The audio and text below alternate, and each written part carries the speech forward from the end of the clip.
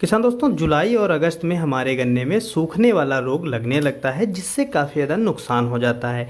तो इसी से संबंधित हम पूरी जानकारी लेकर के हाजिर हैं आप लोगों के बीच। कैसे सूखता है, क्या कारण होते हैं, इसके हम बचाव कैसे कर सकते हैं, पूरी डिटेल से वीडियो लेकर के हाजिर हैं। मैं धीरेन्द्र स्वागत करता हूँ आपका अपने यूट्यूब चैनल डीके गार्डन में।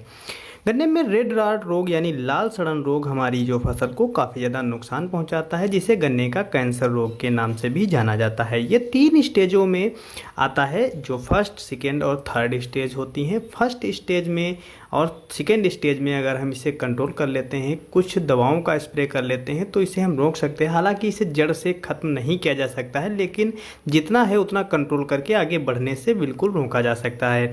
जब हमारे गन्ने में इसकी तीसरी स्टेज हो जाती है, तब रोकने में काफ़ी ज़्यादा समस्याएं आती हैं। तो सबसे पहली जो स्टेज होती है, उसमें हम जो लक्षण दिखाई देते हैं वो आपको हम बता रहे हैं। ये लक्षण आपको जून, जुलाई और अगस्त के महीनों में दिखाई देंगे। अगर आपकी फसल में ये रोग लगा है तो आपकी जो फसल की पत्तियां हैं वो लाल धारी उसमें दिखाई देगी। जो बीच की मिडरिट होती है वो लाल पट्टी दिखाई देगी और उसमें काले लाल धब्बे भी पड़े दिखाई देंगे। जो नीचे का भाग का जो पत्ती का सिरा होता है उसमें काली लाइन भी आपको दिखाई देती है।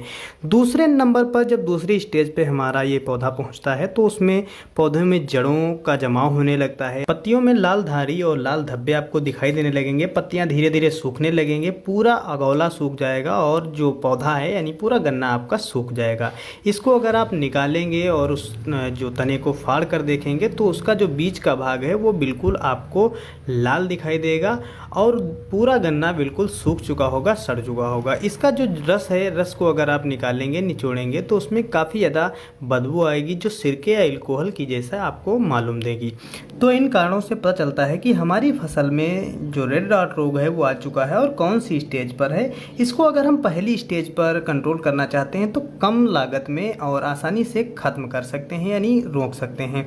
इसके लिए आपको क्या करना है, जब पहली स्टेज में आपका गन्ना हो, उसमें रोग दिखाई दे रहा हो, लाल धारी बन रही हो और पत्तियों पर छोटे छोटे धब्बे दिखाई दे रहे हों, तो इसमें आपको कार्बेंडाजिम और मैंकोजेब का जो मिश्रण आता है, मैंकोजेब 12% और कार्बेंडाजिम 63%, इसको आपको 1 से 1.5 kg प्रति एकड़ के हिसाब से स्प्रे कर देना है, जिससे आपका जो पोका बोइंग रोग लगने वाला है वो भी नहीं लगेगा और इस रोग को भी नियंत्रण पाएंगे। और जितने भी फंगस वाले रोग लगने वाले होते हैं उनसे आप छुटकारा पा सकते हैं, यानी कम से कम लगने के चांस रहते हैं। अगर आपका जो गन्ना है वो दूसरी स्टेज पर पहुंच गया है, तब आपको कुछ इससे ज़्यादा अच्छी दवाओं का प्रयोग करना है, जिसमें आपको हम बता रहे हैं। और अगर तीसरी स्टेज पर पहुंचता है तब आपको क्या करना है, ये भी आपको हम बता रहे हैं।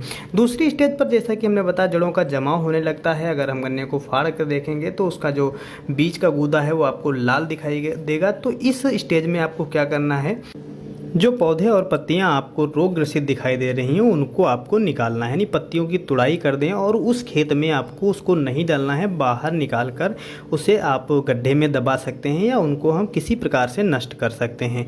जो पत्तियां हैं उनको निकाल देना है और जो पौधा है उसको आपको जड़ समेत निकाल देना है, यानी बिल्कुल उखाड़ लेना है। जो उसका जड़ होता है, जड़ को भी आपको निकाल लेना है। जब आप जड़ को निकाल लेंगे तो उस जड़ का जो गड्ढा दिखाई देगा, उस गड्ढे में आप फिटकरी या ब्लीचिंग पाउडर भी वहां पर आप डाल सकते हैं। अगर आप 1 kg फिटकरी का घोल बना लेंगे या ब्लीचिंग पाउडर 1 kg ले लेंगे तो थोड़ा थोड़ा आप प्रति गड्ढे में डाल करके और उस गड्ढे को दबा सकते हैं। इसके बाद आप ब्लीचिंग पाउडर का जड़ों पर छिड़काव भी कर सकते हैं और फिटकरी का भी छिड़काव कर सकते हैं। या पानी अगर दे रहे हैं तो उस वक्त वहां पर बहाव कर सकते हैं। ये कार्य करने के बाद आपको स्ट्रेप्टोसाइक्लिन 90%, टेट्रासाइक्लिन हाइड्रोक्लोराइड 10%, 20 ग्राम का पाउडर ले लेना है, जिसको आपको पानी को पहले गर्म कर लेना है। जब पानी आपका ठंडा हो जाए तब उसको उसमें घोल बना लेना है। साथ ही आपको क्या करना है, कार्बेंडाजिम 12% और मैंकोजेब 63% 1 kg प्रति एकड़ के हिसाब से ले लेना है और इसको आप 5 से 6 लीटर पानी में दोनों को घोलों को मिलाकर और इसको आप स्प्रे कर सकते हैं। स्प्रे के लिए आपका पानी जो है 280 से 300 लीटर प्रति एकड़ के हिसाब से जरूर होना चाहिए, ताकि अच्छे से आपका जो गन्ना है स्प्रे में भीग जाए और जड़ों तक उसका जो डोज आपकी मात्रा सही दे रहे हैं वो पहुंच सके और इसका कंट्रोल कर सकें। ये कार्य करने के बाद आपको 10 से 15 दिन तक अपनी फसल का निरीक्षण करना है। इससे कंट्रोल तो हो जाएगा, लेकिन 1-2 जो पौधे आपको रोगग्रसित दिखाई देते रहते हैं इसके बीच में, तो उनको निकालते रहें और उसमें ब्लीचिंग पाउडर और फिटकरी आप गड्ढे में डालकर दबाते रहें। इसके बाद आप कॉपर ऑक्सीक्लोराइड और स्ट्रेप्टोसाइक्लिन का का घोल डाल सकते हैं, जिसमें कॉपर ऑक्सीक्लोराइड 1 kg लेना है और स्ट्रेप्टोसाइक्लिन 20 ग्राम जो कि गर्म पानी के साथ लेना है। सेम प्रक्रिया करनी है। किसान दोस्तों, हमेशा आप लोगों से हम यही कहते हैं कि जब भी आप गन्ने का चयन करें, कोई भी बीज का चयन करें, तो स्वस्थ और हेल्दी गन्ने के बीज का चयन करें और जब बुआई कर रहे हो तो अपने बीज का शोधित करने के बाद ही बुआई करें, जिनसे इन रोगों से आप बच सकें।